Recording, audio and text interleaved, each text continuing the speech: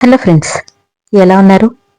మనం జీవితంలో సక్సెస్ సాధించాలంటే ఈ 6 రకాల మనుషులకు దూరంగా ఉండాలని చాణక్యుడు అన్నాడు. వీరికి దూరంగా ఉంటే అన్ని రకాలుగా మనకు మంచి జరుగుతుందని అన్నాడు. ఈ 6 రకాల మనుషులు ఎవరో ఇప్పుడు తెలుసుకుందాం. ప్రతి ఒక్క మనిషికి ఏదైనా సాధించాలని తపన ఉంటుంది. సక్సెస్ కోపం పరితపిస్తుంటుంది.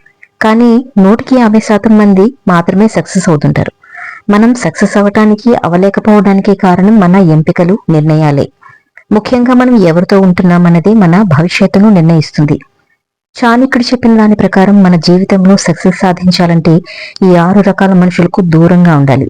అప్పుడే మానసికంగా, శారీరకంగా కూడా బాగుంటాం.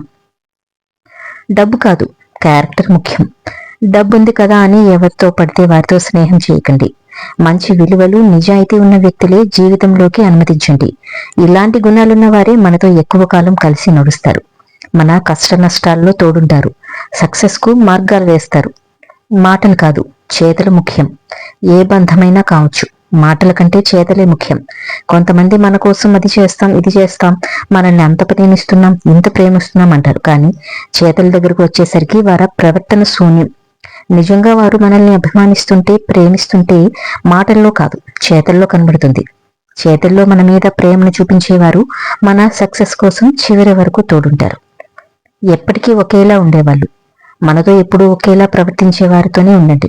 కొంతమంది ఉంటారు, ఈ రోజు మనతో బాగుంటారు, కొన్ని రోజుల తర్వాత మనం ఎవరో తెలియనట్లుగా ప్రవర్తిస్తారు. ఊసరవెల్లిలాగా రంగులు మారుస్తూ ఉంటారు. ఇలాంటి వాళ్ళను అస్సలు నమ్మకండి. స్నేహాలే విలువల్ని నిర్ణయిస్తాయి. మనం ఎవరితో స్నేహం చేస్తున్నామనే దాన్ని బట్టే మనకు సమాజంలో విలువ ఉంటుంది. మన భవిష్యత్తుకు కూడా వారి వల్ల మారుతుంది. మంచి స్నేహాలు మంచిగా ముగుస్తాయి, చెడు స్నేహాలు చెడుగా ముగుస్తాయి. నిజాయితీని పరీక్షించండి. ఈ ప్రపంచంలో కాలం కంటే అత్యంత విలువైనది ఏదైనా ఉంటే అది ఖచ్చితంగా నిజాయితీనే. ఏ బంధంలోనైనా సరే నిజాయితీ లేకపోతే అది ఎక్కువ కాలం నిలవదు.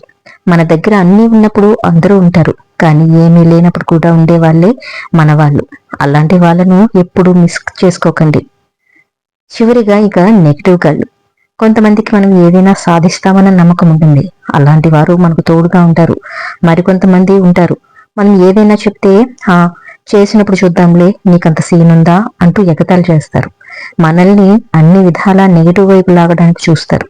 అలాంటి వారికి చాలా దూరంగా ఉండండి.